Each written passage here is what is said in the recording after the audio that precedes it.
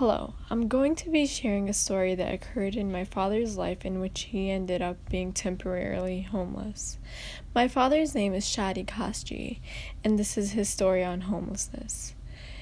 In 2005, my family and I were faced with horrific news of Hurricane Katrina approaching New Orleans aggressively. My father was desperate to fly my family out to the Middle East to ensure our safety.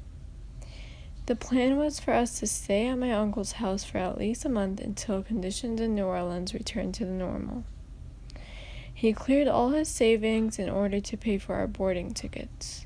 The tickets totaled about $6,800.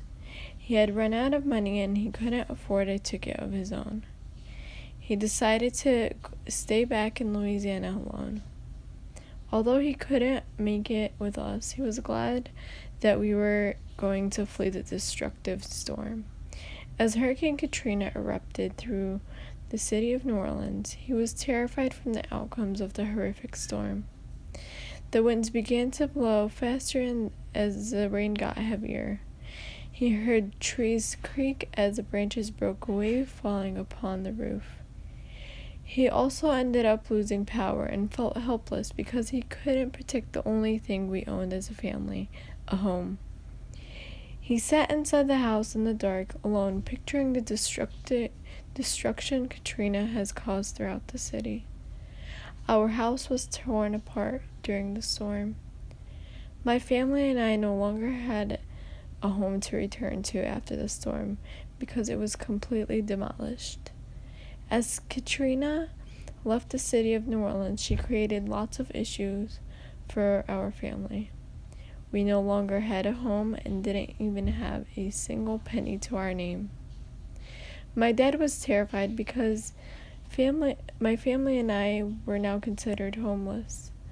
Our family would have never thought in a million years that under unfortunate circumstances we would become homeless.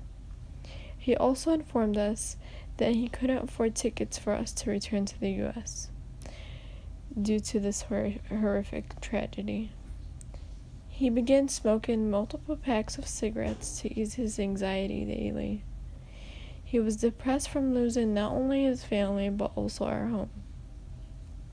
He was assisted by the Federal Emergency Management Agency and he was provided $2,000.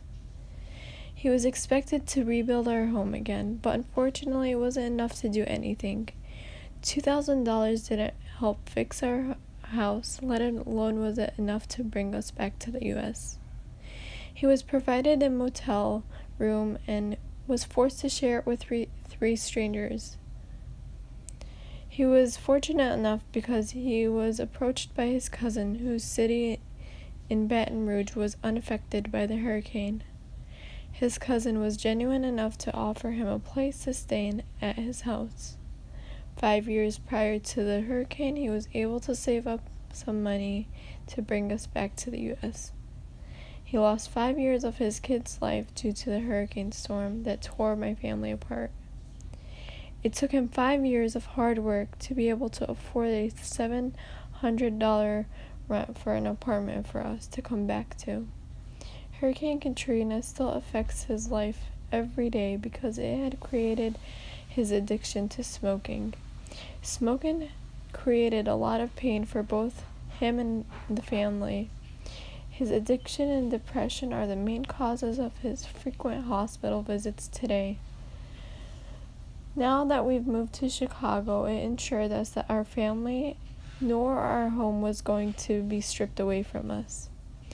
Our move to Chicago was hard but at the same time necessary because my family and I no longer wanted to endure any more hurricane pain again.